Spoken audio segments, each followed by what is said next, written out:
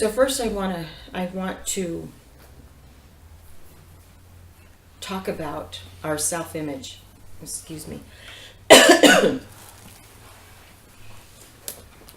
We know from when we studied last week that we are each individually made in God's image.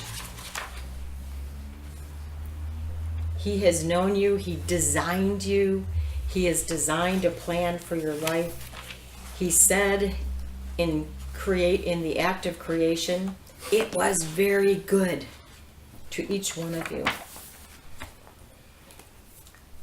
But as we are little ones, all the way up through our high school time and beyond, we all experience events and interactions with, could be family members, with peers, with friends, with classmates, where we are wounded and we hear something as a little child and we let that stick in our spirit and it becomes a wound. I want you to go back to your childhood, and way often that we picture this is as if you're entering a room that's like an auditorium and it has rows of seats in it.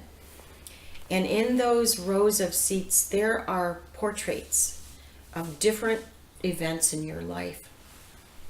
And what often stands out the biggest and the loudest are the places where there's been hurt that's occurred.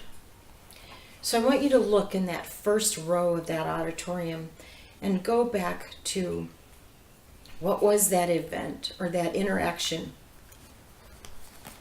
with someone that's still in your memory.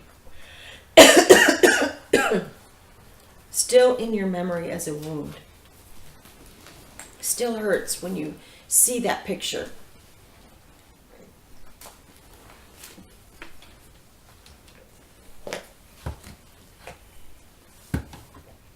And as you're facing that hurtful moment or season in your life, I want you to turn around and look wherever you are, whatever room you're in, whatever place you're in. And I want you to see or hear the Lord Jesus in that place. Because remember, He's always with us. And He also tells us that there is a host of there is an army or a host of angels that always goes with us throughout our life.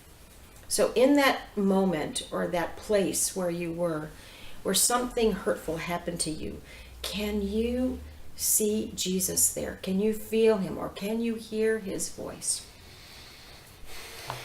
And when you spot Him, would you take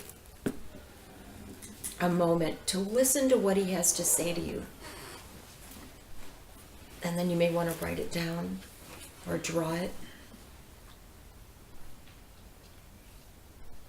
What is He doing, or how does His face look, or what is He saying to you in that moment or that time of your pain?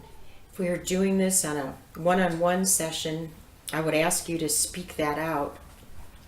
And then we would invite the Lord Jesus to speak to you clearly, and you would respond with what that is.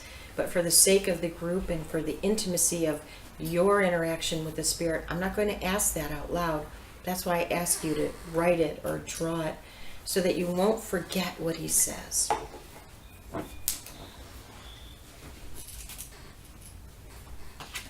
This is a process we can go through anytime in our lives on our own.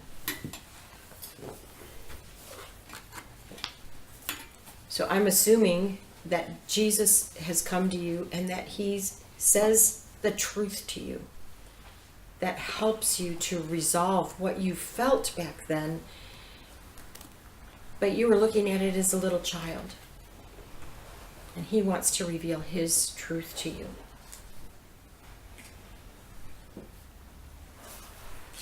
It always amazes me how God does that, and He shows us His reality, that in the midst of our pain, He's there, and He speaks truth of who we are.